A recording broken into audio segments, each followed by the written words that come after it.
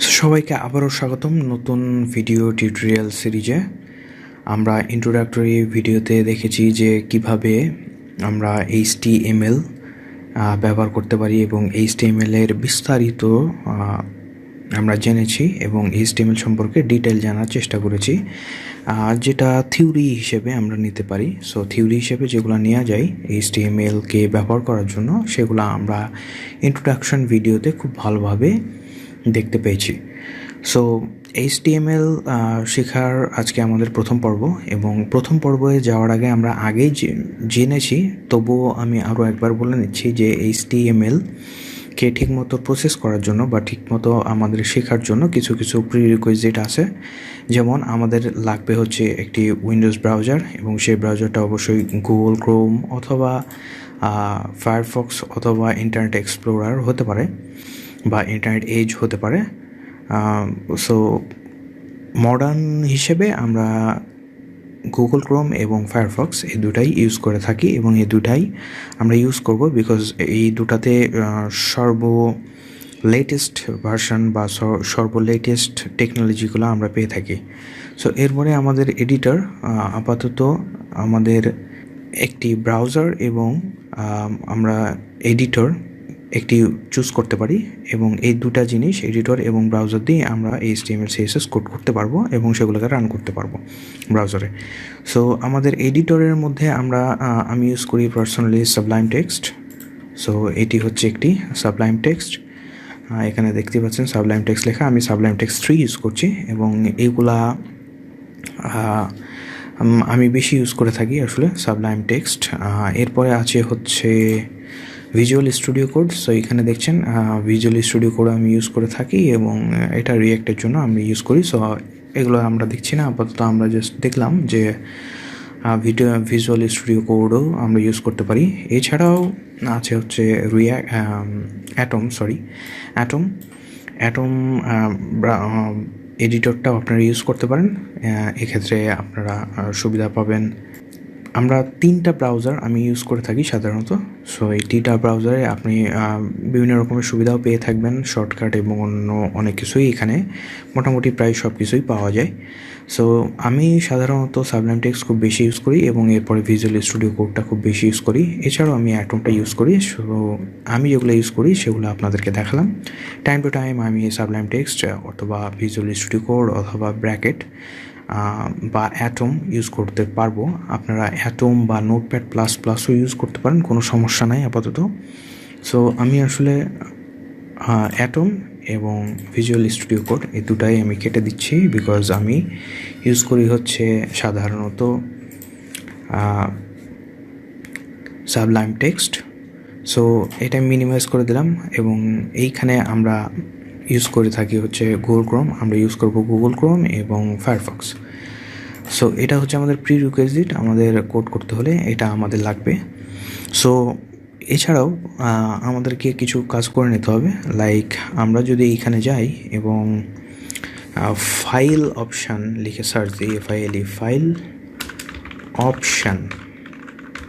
Option লিখে search দিলে এখানে ফাইল অপশান অথবা ফাইল এক্সপ্লোরার অপশান নামে একটি কন্ট্রোল প্যানেলের ফাইল আপনারা পাবেন, অথবা আপনার কন্ট্রোল প্যানেলে গিয়েও ফাইল এক্সপ্লোরার লিখে বা ফাইল এক্সপ্লোরার অপশান লিখে সার্চ দিলে সেখানে পেয়ে যাবেন। সো এই যে এখানে প্রেস করলে একটি এরকম উইন্ডো খুলবে, এবং এর আমরা জেনারেল ভিউ এবং সার্চ অপশান দেখতে পাবো। সো এইখানে একটা আমরা ছোট্ট কাজ করব, সেটা হচ্ছে ভিউয়ের মধ্যে। এখানে আমরা দেখতে পাচ্ছি সবার নিচের দিকে এই যে এখানে hide extension for unknown file type. So এখানে বাই ডিফল্ট আসলে চেক করা থাকে। চেক করে যদি আমরা অ্যাপ্লাই দিয়ে দিই, তাহলে আমাদের আসলে যে ফাইলগুলা, অর্থাৎ আমরা যদি আমাদের ব্রাউজারে চলে যাই এবং আমরা যদি দেখি আমাদের কিছু ফাইল, সো সাপোজ ডেস্কটপে, সো এই ডেস্কটপে আমরা দেখতে পাবো হচ্ছে আমাদের কোনো এক্সটেনশান এখানে কিন্তু দেওয়া নাই। অ্যাডোবি প্রিমিয়ার 2020, অ্যাটম, এগুলো সব আসলে দেওয়া আছে, তবে এগুলোর এক্সটেনশানগুলো আমরা দেখতে পাচ্ছি না। সো এইখানে আমরা যদি এই যে hide extension for unknown file type, এটা যদি আমরা আনহাইড করে দিই, অর্থাৎ টিকমার্কটা উঠাইয়ে দিই, এবং এবার যদি আমরা অ্যাপ্লাই করি এবং ওকে করি, তাহলে আমরা এখানে আস্তে আস্তে টাইপগুলো দেখতে পারি। সো আমরা এখানে দেখছি যে আসলে টাইপগুলো দেখা যাচ্ছে না আপাতত। সো আমরা এখানে ডকুমেন্টে চলে আসতে পারি এবং এই যে আমরা দেখতে পারি হচ্ছে এই যে কিছু ফাইল .pdf .jpg। সো আমরা যদি আরও একবার ট্রাই করি, লাইক ফাইল অপশান, এখানে গেলাম আপনাদের দেখানোর জন্য, জাস্ট আমি আরেকবার দেখাচ্ছি, প্রসেসটা ঠিকই আছে। সো এইখানে যদি আমরা টিকমার্ক দিই এবং অ্যাপ্লাই দিই, তাহলে এই যে আমাদের ফাইলের অপশানগুলো চলে গেছে। সো এইখানে এই যে স্ক্রিনশট .jpg যে ফাইলটা আমরা দেখতে পাচ্ছি আইটেম টাইপে দেওয়া আছে, জেপিজি ফাইল, পিডিএফ ফাইল, এগুলো ছিল, বাট এগুলো এখন আমরা দেখতে পাচ্ছি না।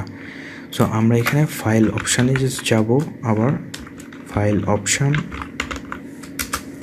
এই ফাইল অপশানের মধ্যে গেলে আমরা সাধারণত দেখতে পাবো ভিউ, এবং ভিউয়ের মধ্যে আমরা file hide for unknown file types, এই টিকমার্কটাকে আমরা উঠায়ে দেব।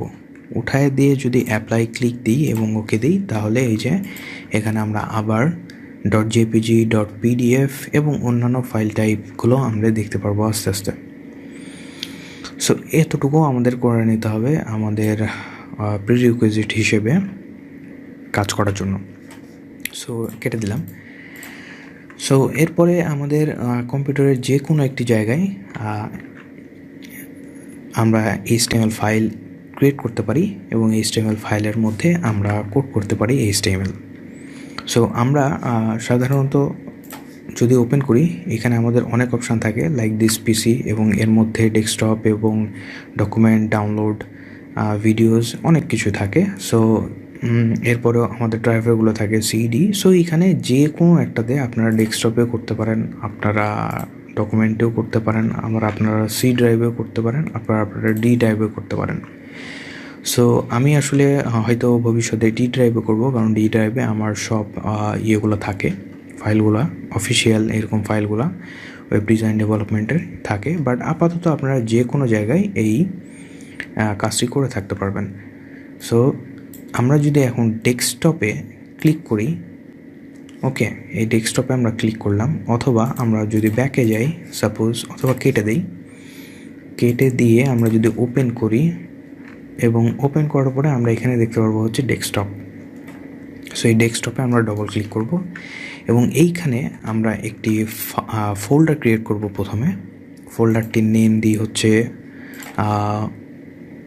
ফোল্ডারটির নেম আমরা দেবো HTML মাস্টার ক্লাস অথবা HTML মাস্টার। সো যাই হোক, আমরা মাউজের রাইট কার্সারটি এই যে এখানে প্রেস করব, মাউজের রাইট কার্সারটি এখানে পেয়ে যাব এবং নিউয়ের মধ্যে যাব, এবং নিউ থেকে আমরা এই যে ফোল্ডার প্রথমে, সো ফোল্ডারের নেম আমরা দিই হচ্ছে HTML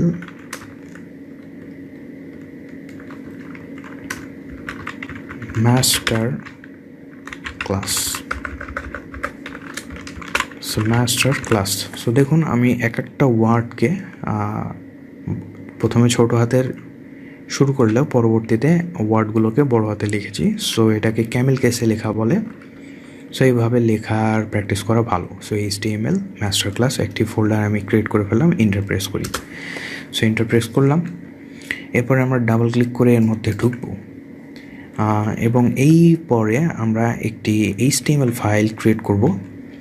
সাধারণত ডাইনামিক ওয়েবসাইটগুলোতে HTML কোনো ফোল্ডারের মধ্যে ঢুকলে বা কোনো রুট ডাইরেক্টরিতে ঢুকলে সবার প্রথমে আসলে ডাইনামিক ওয়েবসাইটগুলোতে খুঁজে হচ্ছে ইন্ডেক্স ডট যে কোনো টাইপের একটি এক্সটেনশন হতে পারে।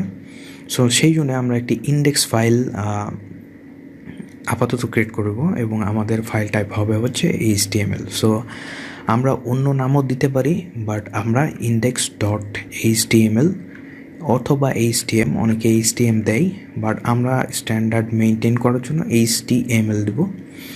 সো আমাদের ফাইল এক্সটেনশন হবে হচ্ছে HTML। সো এইখানে আমি যদি আবার রাইট ক্লিক করি মাউজের এবং নিউয়ে যাই, এবং এবার আমরা ফোল্ডার নয়, এবার আমরা টেক্সট ডকুমেন্ট এটাতে প্রেস করব। সো টেক্সট ডকুমেন্টে প্রেস করলাম, এখানে আমরা দেখছি হচ্ছে নিউ টেক্সট ডকুমেন্ট .txt দেওয়া আছে। সো নিউ ডকুমেন্ট অর্থাৎ নিউ টেক্সট ডকুমেন্টের বদলে আমরা লিখব হচ্ছে এখানে INDEX ইন্ডেক্স এবং ডট, যথারীতি ডট থাকবে। এবং দেখুন এখানে ফাইল এক্সটেনশান দেওয়া হচ্ছে TXT। সো আমরা TXTটা মুছে দেব এবং HTML, আমি আগে বললাম HTML লিখলেও হয়, বাট আমরা HTML স্ট্যান্ডার্ডটা ফলো করব, বিকজ HTMLই সবাই লিখে থাকে। So most of the prefer করে হচ্ছে HTML। সো এটাই আমরা রেখে দিলাম। সো index.html আমরা অন্য নামেও দিতে পারতাম, লাইক page.html বা post.html, এরকম টাইপের কিছু একটা দিতে পারতাম, বাট আমরা আপাতত দিচ্ছি index.html, বিকজ ইন্ডেক্স ফাইলটা ডাইনামিক করার সময় সবার আগেই প্রায় ওকে। সো ইন্টারপ্রেস করলাম। ইন্টারপ্রেস করার সাথে সাথে দেখব আমরা যে এখানে ফাইলটি সেভ হয় নাই, তার আগে একটি আমাদের নোটিফিকেশান দিয়েছে, ওয়ার্নিং বা নোটিফিকেশান আমরা যাই ধরি। So if you are, so এখানে একটি রিনেম অর্থাৎ ফাইল এক্সটেনশন যে আমরা চেঞ্জ করেছি TXT থেকে HTML, সেটার পারমিশন চাচ্ছে। সো আমরা এখানে ইয়েস দিয়ে দেবো, অনলি ইয়েস ক্লিক করি একবার, তাহলে হয়ে যাবে। সো এখানে আমরা একটি HTML ফাইল ক্রিয়েট করে ফেলেছি। সো এখন আমরা যেটা করব সেটা হচ্ছে আমরা এই HTML ফাইলটাকে আমাদের ব্রাউজার, অর্থাৎ আমরা যেটা বলছিলাম যে ইন্টারনেট এক্সপ্লোরার অথবা গুগল ক্রোম অথবা ফায়ারফক্সে আমরা ওপেন করব, সেটা আমরা করব। সো এইখানে যদি আমরা মাউসের রাইট কার্সার আবার প্রেস করি এবং এইখানে ওপেন উইথে যদি আসলে আমরা দেখতে পাবো হচ্ছে প্রথমে ফায়ারফক্স, তারপরে গুগল ক্রোম, তারপরে ইন্টারনেট এক্সপ্লোরার এবং মাইক্রোসফট এজ। সো যে কোনো একটাতে আমরা প্রেস করলে আমরা এটা পেয়ে যাব। সো আমরা আপাতত গুগল ক্রোমে দেখছি। সো এই গুগল ক্রোমে প্রেস করলাম এবং এই যে এখানে আমাদের যথারীতি দেখতে পাচ্ছি যে index.html পেজটি আমরা এখানে পেয়ে গেছি। সো আমাদের মেইন কাজটা মোটামুটি শেষ। সো এইখানে আমরা বোঝার জন্য এখন আমাদের যে ওই ফাইলটাই ক্রিয়েট হয়েছে সেই ফাইলটা যদি আমরা দেখতে চাই, তাহলে আমরা এর পাথটা আসলে আমাদেরকে দেখতে হবে, তাহলে আমরা বুঝতে পারবো যে আমরা এই ফাইলটাই ওপেন করতে পেরেছি। সো তার আগে আমাদের একটু কিছু জানা দরকার, সেটা হচ্ছে লক্ষ্য করে দেখুন এইখানে যদি আপনারা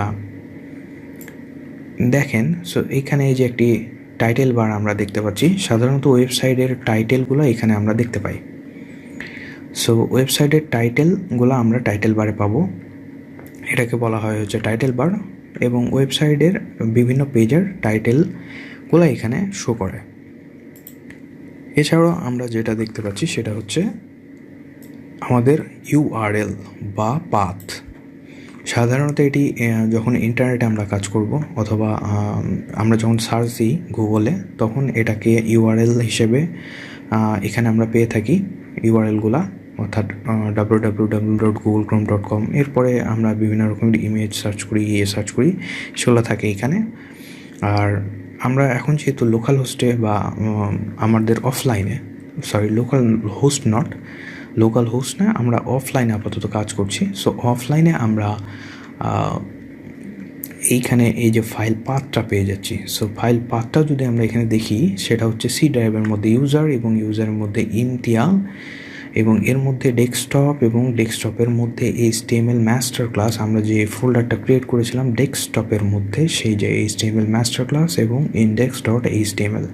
সো আমরা বুঝতে পারলাম যে আমরা যে ফাইলটা ক্রিয়েট করেছিলাম HTML মাস্টার ক্লাসের মধ্যে index.html, সেটাই আমাদের ক্রিয়েট করছে, এবং যথারীতি আমরা দেখতে পাচ্ছি যে এটা ডেস্কটপের মধ্যে আছে। সো আমরা ডেস্কটপের মধ্যে যেই ফাইলটা ক্রিয়েট করেছিলাম সেটাই আপাতত আমাদের গুগল ক্রোমে অন আছে, আমরা বুঝতে পারলাম। সো এরপরে আমরা আরও একটু শিওর হওয়ার জন্য আপাতত আমরা কিছু কোড করে দেখতে পারি। সো এখানে আমাদের সাবলাইম টেক্সট আমি ইউজ করি, আগে বলেছি। সো সাবলাইম টেক্সটে আমরা এখন আমাদের এই ফাইলটি ওপেন করব। সো এখান থেকে টেনে ধরেও দিয়ে দিতে পারি, বাট আমরা আপাতত টেনে ধরে দিচ্ছি না। এর মধ্যে আমরা এখানে এই যে ফাইলের মধ্যে যাব, ফাইল থেকে ওপেন ফোল্ডার থেকে আমরা যাব হচ্ছে যে ডেস্কটপে, এই ডেস্কটপ ট্যাবে এই যে HTML মাস্টার ক্লাস, আমাদের যে ফাইলটা HTML মাস্টার ক্লাস, এটা সিলেক্ট করে দেবো। সো এই যে আরেকটি ওপেন হয়ে গেছে। সো এইখানে আমরা এই যে পেয়ে গেলাম, আপনাদের আরেকটি ওপেন নাও হতে পারে, আপনাদের সেই ট্যাবেই হতে পারে, আমার ডবল ট্যাবে আসে আর কি। সো যাই হোক, কোনো সমস্যা এখানে নেই, হলেই হবে। সো আমি এখানে মিনিমাইজ করে নিলাম আমার দুইটা উইন্ডো, অর্থাৎ সাবলাইম টেক্সট এবং গুগল ক্রোমকে। সো এখানে আমাদের এই যে index.html, এটাই আমাদের এখানে অন আছে। সো আমরা যদি এখানে কিছু লিখি, লাইক হ্যালো WORLD ওয়ার্ল্ড, এবং আমরা যদি এখানে Ctrl+S প্রেস করি, Ctrl+S, তাহলে আমরা এই যে এই জিনিসটা দেখছি কলমের মতো হয়ে গেছে, এটা ক্রস হয়ে যাবে। সো Ctrl+S প্রেস করলাম, ক্রস হয়ে গেল, অর্থাৎ এটা সেভ হয়ে গেছে। অথবা আমরা যদি এইখানে আবার দেখতে চাই, লাইক আবার আমি কলম করেছি, অর্থাৎ এইখানে আমাদের এটা আনসেভ অবস্থায় আছে এখন। সো আমরা এইখানে ফাইলের মধ্যে যাব এবং এই যে সেভ অথবা সেভ অল এবং সেভ অ্যাজ এ দিলে আমাদেরকে আবার নামটা দেওয়ার জন্য অনুমতি দিবে। সো আমি এখানে এটাই রাখছি, ওকে। সো ক্যান্সেল করে দিই। সো এখানে আমরা ফাইলের মধ্যে গিয়ে সেভ অল করে দিলেও হবে অথবা সেভ করে দিলেও হবে, কোনো সমস্যা নেই। সো এখানে আমরা লিখলাম হ্যালো ওয়ার্ল্ড, দেখি এবার আমাদের এইখানে রিলোড দিলে আসে কিনা। রিলোড দেওয়ার জন্য আপনারা এখানে প্রেস করতে পারেন, প্রথমে প্রেস করে এখানে রাইট প্রেস করলে এখানে এই যে একটি রিলোড অপশান আসবে, অথবা আপনারা এই যে Ctrl+R এই শর্টকাটটি ইউজ করতে পারেন, অথবা আপনারা এই যে এইখানেও রিফ্রেশ করতে পারেন। সো এইখানে আমি এই যে রিলোড দিস পেজ এখানে ছোট্ট করে লেখা আছে। সো আমি এখানে প্রেস করলাম একবার এবং দেখতে পাচ্ছি আমরা হ্যালো ওয়ার্ল্ড লেখাটি খুব ছোটোভাবে আসে। আমি যদি কন্ট্রোল প্রেস করে মাউসের কার্সারটি বড় করি, অর্থাৎ ট্যাবগুলো বড় করি, তাহলে এই যে হ্যালো ওয়ার্ল্ড। সো আমি অনেক জুম করেছি, 500 প্রায়। সো এখন আমরা আবার 100-এ চলে যাচ্ছি। সো এটা আমরা আরেকটু শিওর হতে এখানে লিখে দিই hello world, I am Noore Imtiaz.